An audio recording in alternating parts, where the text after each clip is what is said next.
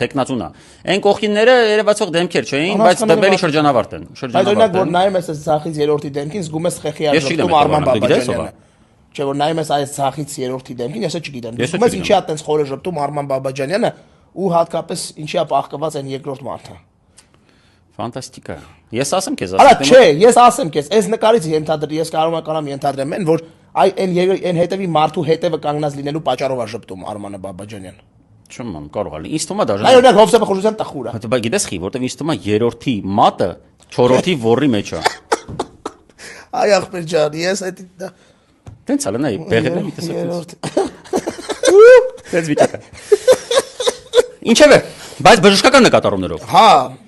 պրակտոլոգա։ Այո, երրորդը պրակտոլոգա։ Նա տարի ուրիշ բան անենք։ Օրինակ հիմա նայ Մեհրբանը ինչ ուրախ է։ Դե դες իր հետևից ագին հերո են մնացածը ու ձեռներն է տենում ենք, որտեվ նորմալ է իր մտամենջ մի խոսքով։